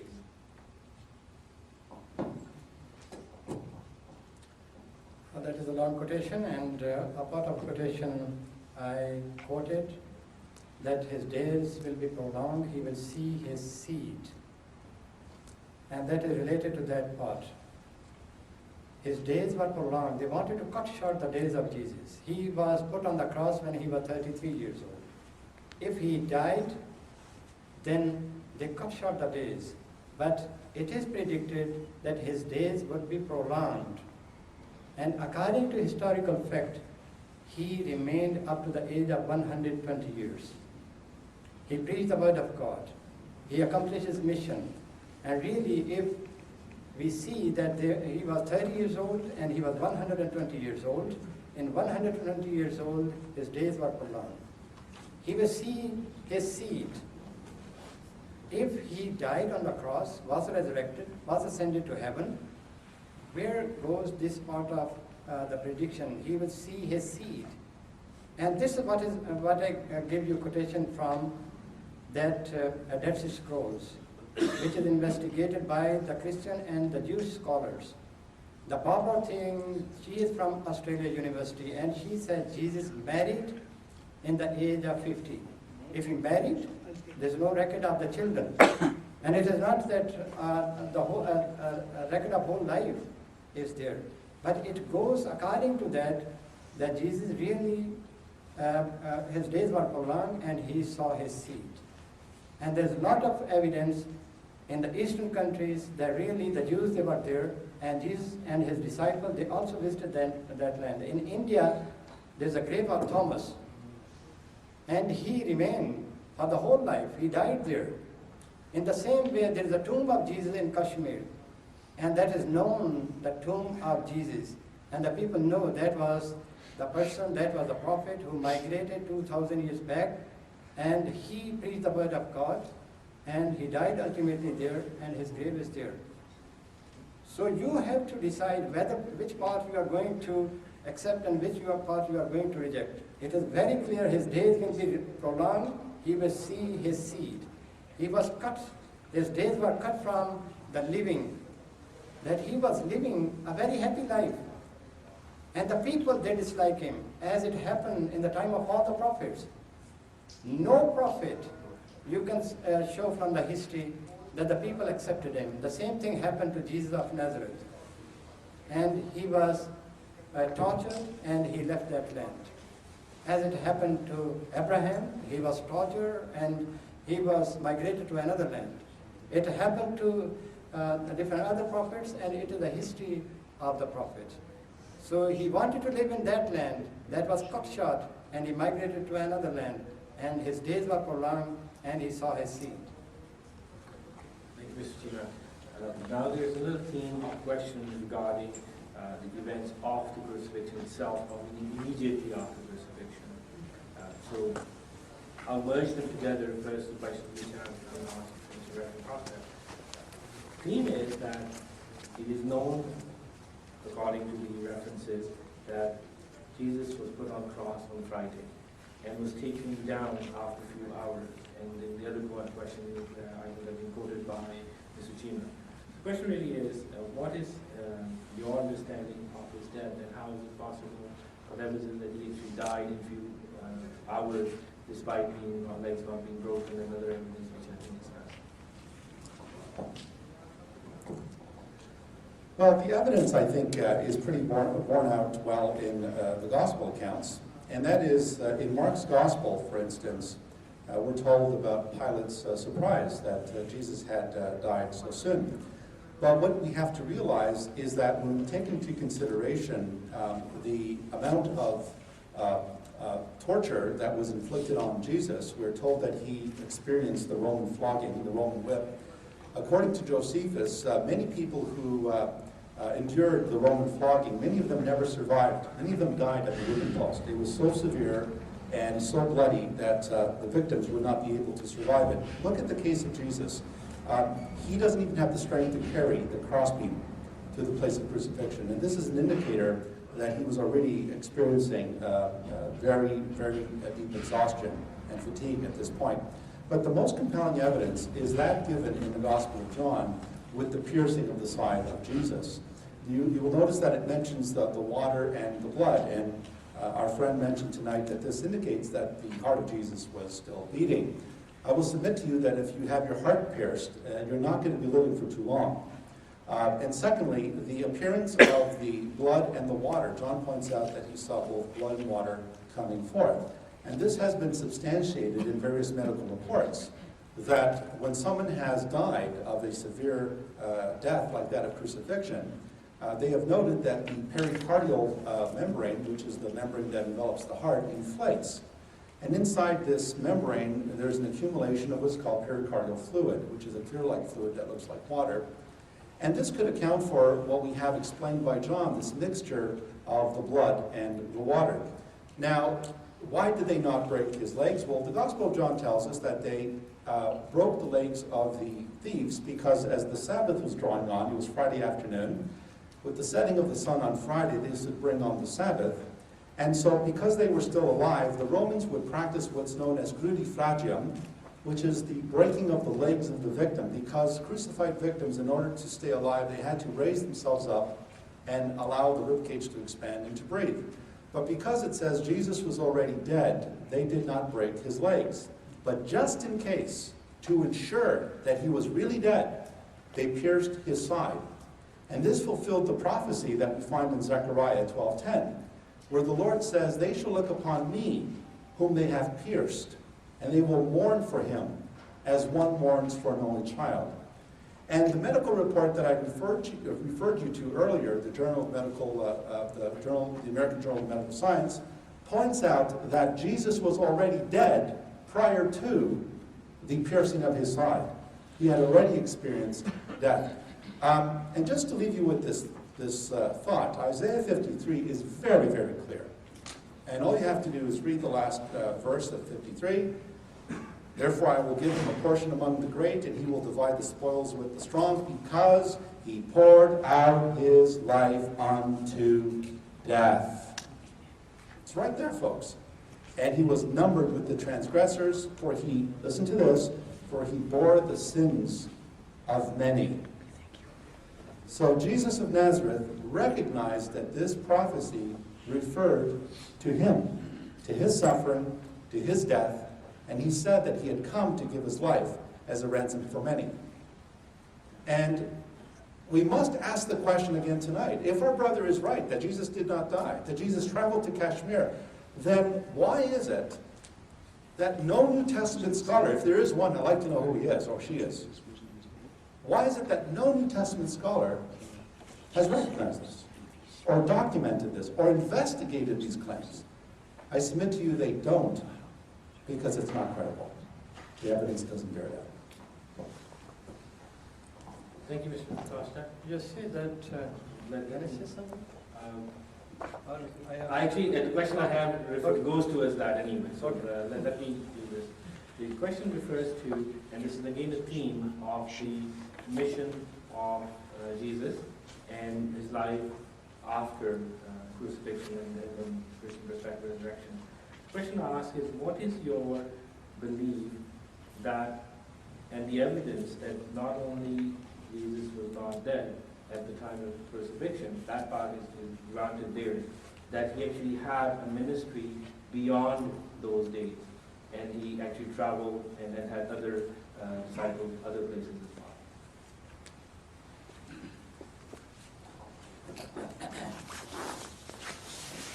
You see, all the prophets, as we believe that Jesus was a prophet of God, and every prophet is given a task to do, accomplish it. He was given the mission. And according to the Holy Quran, according to the biblical evidence, what we can find in Old Testament and New Testament, my brother was talking about the New Testament. A book is written, the 5 Gospels, for more than 100 scholars, Christian scholars, they wrote that book. And they wanted to get the real words of God from the New Testament. And there are a couple of verses, only a couple of verses, they found really 100% words of God. But that is not the issue to discuss. But Jesus was to accomplish his mission, and according to New Testament and the Old Testament, I have already quoted, Jesus said, "This is my mission. I am not sent but to the lost sheep of the house of Israel." He was not after the other tribes. He gave this direction to his disciples even. When he was dispatching them for preaching, he said, "Do not go to the house of Gentiles and preach to the Jews." And Jesus and all of the disciples, they were going to accomplish that mission. James writes in it, in James chapter 1, verse number 1 and 3, he greets, "This is my greeting to all the 12 tribes spread outside." James is also concentrating upon the same thing. But it was Paul, and there was a great controversy between the disciples of Jesus and Paul, and they clearly said that Jesus was sent towards the lost tribes of Israel. He was not after Gentiles. Paul said, "If you are not going to preach to the Gentiles, then I am leaving," and he left with Barnabas. The rest of the disciples, they did not agree with Paul, because they knew well what they heard from Jesus, that he was given a task, he was given a mission, and that was to preach the word of God to the other tribes. And he went to that land, and he was after those tribes. As I said, he remained a part of his life in Afghanistan, northern part of Iran, and then he went to Kashmir, and there are a lot of evidence. There is one grave in Pakistan, and that is the grave of Mary. There is another grave in the northern part of India, and that is also after the name of Mary. And there are, if you see the names of different areas, different peoples, they are the Hebrew names. So all tribes, those who were living in that area, in Kashmir and in Afghanistan and the northern part of Iran, they were the Jews. If you go to their graveyard, you will see the tombstones. They are in Hebrew. So Jesus was after those tribes, and he accomplished his mission, and in the age of 120 years, he died a natural death, as it was mentioned in the Holy Quran, that they would not succeed in killing him, but he would die a natural death caused by Almighty God. It was not the mission of Jesus that he would die for the sinners. And this is not mentioned in Old Testament even, that somebody should die for the others. One thing is mentioned, that evil should die for the righteous and transgressor for the uprights. This is the ransom which is mentioned in Old Testament. And it is beyond imagination that the higher species, they are going to die for the lower species. We give offering the lower species for human being, not we offer the sacrifice of mankind for the lower species. Have you ever seen that somebody slaughter his son for his goat? That goat was sick and he is going to slaughter his own son? No, we slaughter the goat for human being. How God sent his own son to die for the sinners, while it is mentioned in Proverbs chapter 21 verse number 8, the evil will be ransomed for the righteous and transgressor for the upright. That is the criteria which is given in the Old Testament. Thank you, Mr. Cheema. As you know, questions keep coming, so I really have to wrap it somehow. So this is the second last question of the theme. There are a number of questions regards to the divinity of Jesus and Elijah as a messenger from both perspectives. So I think one question really sums it up, so I'll just read that. The questioner wants to know from both speakers, could you shed some light on the phrase, Son of God, from your own perspective? What do you feel that phrase means? Start with you. Well, words mean what they mean in context. Every word has to be determined respectively based on its own context. So when the Quran, for instance, talks about someone who is an Ibn Sabil, a son of the road, it doesn't mean that the road begets children. It means that that person is a traveler. And so in the Bible, the word son is used in various contexts. It could refer to a biological child of a man and a woman. It can also refer to someone who has the attributes of something. For instance, when Jesus spoke about the Son of Peace, he meant someone who was of a peaceful disposition. When he spoke of his enemies as children of the devil, he meant that they were evil, that they were set against him. But when Jesus spoke of himself as God's Son, he spoke of himself as Son in a very different way. If you look at Matthew 11:27 and Luke 10:22, Jesus said, "No one knows the Father but the Son, and no one knows the Son but the Father, and whoever the Son wishes to reveal the Father to." Jesus spoke of himself in very intimate terms with God. He would refer to God as Abba, as Father. And in the Gospel of John, Jesus is given a special term. He is called the monogenes hoios. Now in the King James translation, it has come to be translated as the only begotten Son of God. And this term, only begotten, unfortunately has led to a lot of misunderstanding, particularly in Islam, which takes this word to mean sexual begel, or sexual generation. The word only begotten, the word monogenes, means one of a kind, unique. And so when Jesus is spoken of as God's Son, he speaks of himself in a unique way. Why did the Jews want to kill him for making that claim? When Jesus spoke of God as Father, it says the Jews were determined to kill him because not only did he break the Sabbath, but he called God his Father. Now, if calling someone God's Son was simply a reference to a righteous person, then why did the Jews want to kill Jesus for blasphemy? What was blasphemous about claiming to be God's Son, or claiming to be one with God? Now, earlier you heard our brother was quoting from John 17, where Jesus spoke about knowing the true God and Jesus Christ whom you have sent, but one verse he did not read, and that's verse 5, John 17, verse 5, where Jesus says, "Father, glorify me with the glory that I had with you before the world was made." Now tell me, which prophet ever claimed to be with God at the beginning of time, creating the universe, bringing life into existence? Which prophet ever made that claim? Moses, Isaiah, Jeremiah, Muhammad? Never. Not one of them. Jesus claimed to be not only with the Father, but in eternal fellowship with the Father. And so this is why the sonship of Jesus has to be determined and interpreted based on the context in which that phrase appears. You can't take the word son and just say, it just means this. You have to look at the context. Jesus knew he was the Son of God. He spoke of himself as the Son of God. The last one that was sent was God's Son. And he spoke of that intimate relationship that he had with God as Father and Son. No one knows the Father but the Son. No one knows the Son but the Father. It's an intimate knowledge, an intimate relationship that he shares, and only he can reveal the Father to us. Thank you very much. see, when we study the Bible, it becomes very clear. Jesus was talking in metaphor, and he explained it. John chapter 10, verse number 31 to 35. The Jews picked the stone to stone him.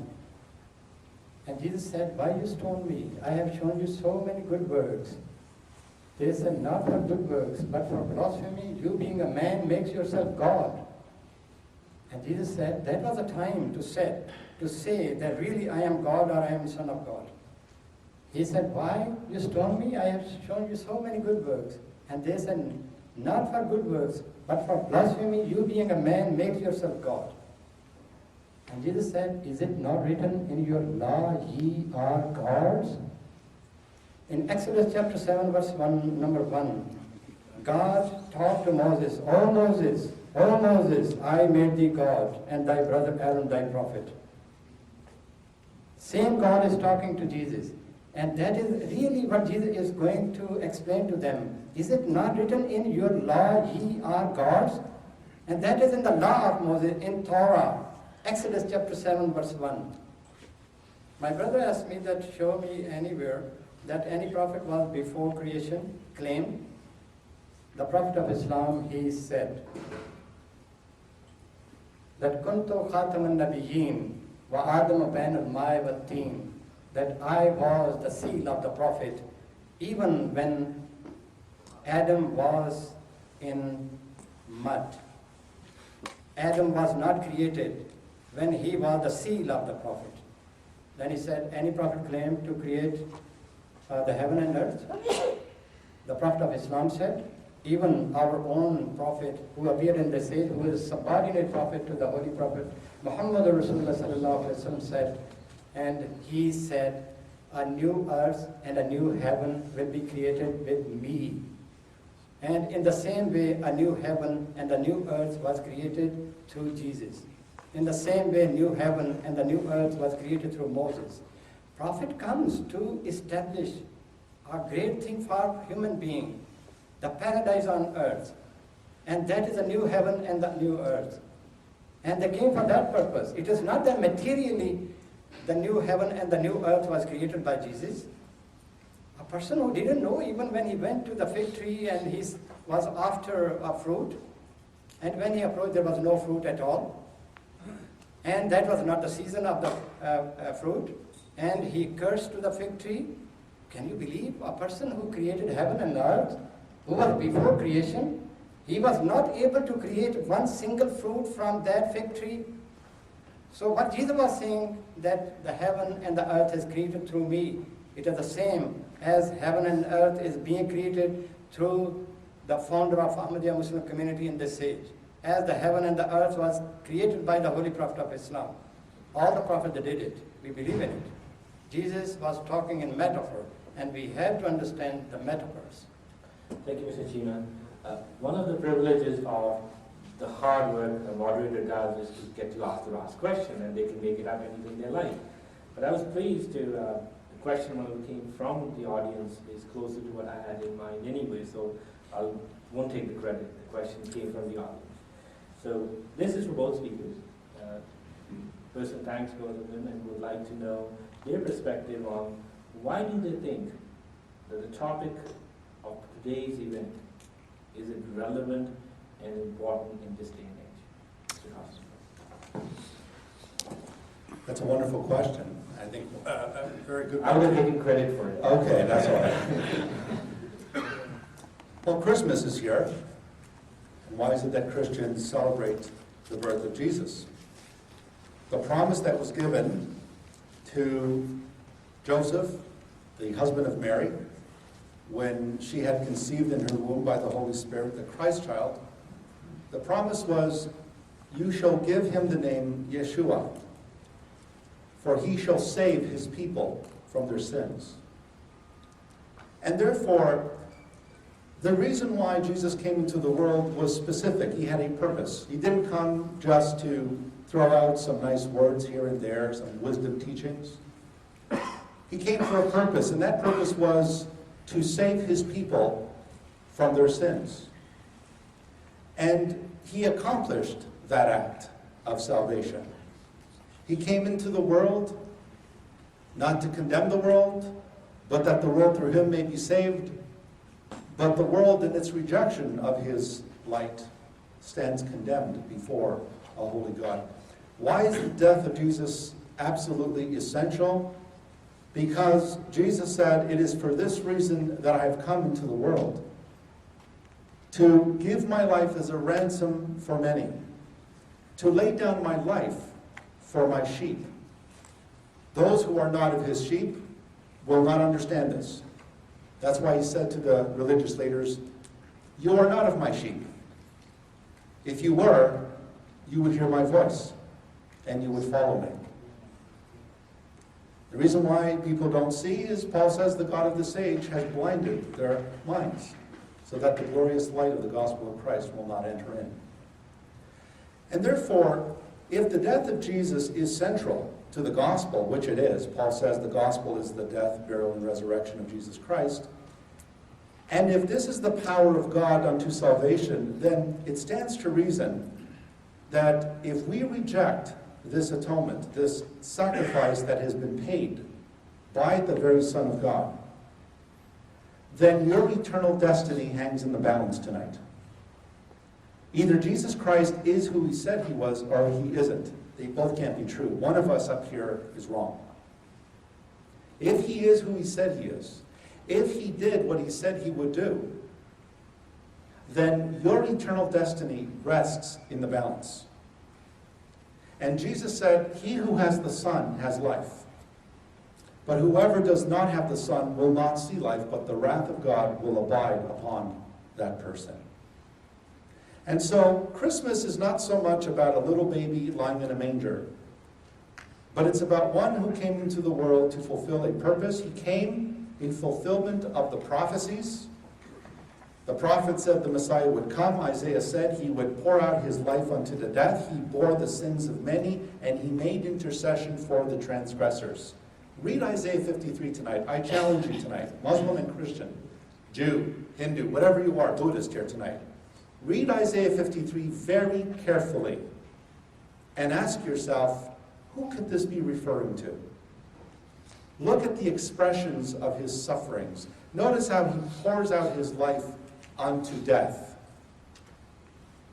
And ask yourself the question, if Jesus Christ is who he said he was, if he came to make us right with God, to give us peace with God, if we reject that, we reject eternal life. Now, when he said, "I am the way, the truth, and the life," he wasn't saying, if you follow my teachings, you're going to be saved. Moses never said, "I am the way, the truth, and the life." None of the prophets ever claimed to be the way, the truth, and the life. Jesus Christ made that claim. And the reason why he made that claim is because he is the truth. He is the truth. You shall know the truth shall make you free. If the Son sets you free, you shall be free indeed. And so, the challenge is given to you tonight. You have heard the gospel of Jesus Christ, and you are now responsible for what you do with that gospel. And I pray that you make peace with God tonight. Don't leave this place tonight without making peace with God, because if tomorrow I die, or if tomorrow you die, what will you say before Almighty God? Why should he let you into his paradise if you have broken his law and violated his holy commands? What is your justification before this holy God? My justification is that Jesus Christ took my place, and I plead his blood. I plead his perfection. He did it all. All to him I owe. Cheema, your perspective on reforming Christ. It is a very relevant topic. From my understanding, to get the people on the right track. If we study the history of the religions, if we study the history of the prophets, it happened in the time of all the prophets. They could not understand the real meanings of the prophecies. The same thing happened in the time of Jesus. The same thing happened in the time of John the Baptist. When John the Baptist came, Then Jews went to him and they said, in which capacity you are baptizing the people? John chapter 1 verse number 19. In which capacity you are baptizing the people? And they said, are you the Messiah? He said, no, I am not Messiah. Are you Elijah? No, I am not Elijah. Are you that prophet? He said, no, I am not that prophet. And he was rejected. Then, the same age, the same time, Jesus appeared and they sent their scholars. And they said, we are waiting for Elijah and you are claiming to be Messiah. Why they said? Because it is very clear in the Old Testament, in the book of Kings, chapter 2, verse 11 ongoing. Elijah and Elisha, they were walking on the bank of the river Jordan. And the chariot of fire appeared. Chariot of fire appeared from heaven. And Elijah was taken to heaven, and Elisha was eyewitness. And he cried, my father, and Elijah disappeared. In the last book of Old Testament, in the book of Malachi chapter 4 verse 5, it is predicted about coming of Elijah. I will send you Elijah the prophet. These are the words. In the last book of Old Testament, the book of Malachi chapter 4 verse 5, I will send you Elijah the prophet before the great and dreadful days of the Lord. And he will turn the hearts of the children to the fathers and the hearts of the fathers to the children. Is it wrong? Is it not in the Old Testament? Is it not authentic book? That is the word of God, describing about ascension of somebody, describing about coming of the same person. But what happened? Jews went to Jesus and said, we are waiting for Elijah. And Jesus said, forget about Elijah. Nobody has gone to heaven and nobody will come. Matthew chapter 11 verse number 13, 14. If you are ready to believe, that is John the Baptist, a person who was taken to heaven in the chariot of fire. Another prophet is eyewitness. Another prophet is predicting about his coming. And Jesus saying, forget about that, where Jesus stands. This is why up to this time, Jews, they did not believe in Jesus. They say, we are waiting for Elijah, we will accept Elijah, then after that Elijah we will believe in Jesus of Nazareth or Jesus or Messiah, whatever. So this is the time to tell the people that it happened in all the ages. They could not recognize a very great prophet which is mentioned in book of John chapter 1 verse number 19 I have quoted. Jews, they were waiting for three prophets. One was Messiah, the other was Elijah, the third was that prophet. Where is that prophet? He was a very great prophet. And my brother, he quoted during his opening speech, a child is given, a son is given. To us a child is given, to us a son is born. His name will be called Wonderful Counselor, Mighty God, Everlasting Father, Prince of Peace. That is the prophet which is mentioned in the book of John chapter 1 verse 19. He was mighty God. He was everlasting Father. He was Prince of Peace. And he was a wonderful counselor, which is mentioned in that. That is an entirely different topic. But this meeting is organized to tell the people how we should understand the scriptures. The people, they deviated from the right course, as happened in the time 2,000 years back. In the time of Jesus, they could not recognize Jesus. And Jesus wanted to open their eyes. Forget about that. Nobody has gone to heaven. Nobody will come again. The same thing is taken by the Christian, that somebody has gone to heaven and he will come back. And we are going to open these ideas before you, that ponder upon it, think about this, whether you are right or wrong. As it happened 2,000 years back, it can happen again.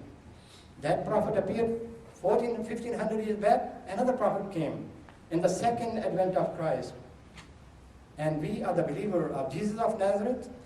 We are the believer of Moses. We are believer of Abraham. We are believer of the Holy Prophet of Islam. And we are the believer of the latter-day Messiah who appeared in this age.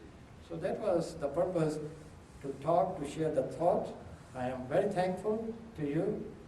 And I am very happy that you talk about your religion, we talk about our religion, and every person has a different opinion. You have different, I have opinion, I have different opinion, but it gives us a chance to ponder upon the teachings through different angles. Thank you. Thank you very much. I have many, many more questions. I couldn't even get to the questions which are not relevant to the topic. They were actually more fun. Just take one. I mean, someone asked me, wanted to know about how to keep, abide by the 10 Commandments. That probably would take a whole day. I can answer that if you'd like. In less than 1 minute? Yes. Okay, go ahead. You want to abide by the 10 Commandments? Here it is. Love God with everything, with your heart, your mind, your soul, and love your neighbor as yourself. You love God with everything, you won't blaspheme his name, you won't worship idols, you love your neighbor, you won't steal from him, you won't dishonor his parents, you won't commit adultery with his spouse. Love, love, love. God is love.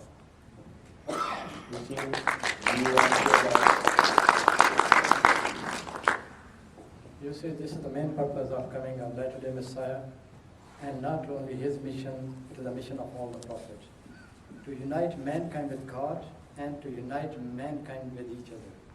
And it is mentioned in the Holy Quran, وَاتَصِمُوا بِحَبْلِ اللَّهِ جَمِيعًا وَلَا تَفَرَّقُوا. Hold fast the rope of Allah all together and be not divided. That is the main purpose of coming of that Latter-day Messiah. Our slogan is, love for all, hatred for none. We are being persecuted more than anyone, but still we love those, even our persecutor. This is what Jesus said, that love even your persecutors so that you may be the children of your Father who is in heaven. So this is our message to all, that love each other, love mankind, and be united with God, be united with each other. If somebody is not able to understand his fellow brothers or sister, he cannot understand about God. This is the main purpose of our community, and this is the message of Ahmadi Muslim community. Thank you very much. We could go on forever, but however, we are very honored to have the head of the Ahmadi Muslim community in Canada amongst us, Mr. Lal Malik. So I'll request him to please come on stage and offer our appreciation to Reverend Costa, and also we'll conclude the program with his comments.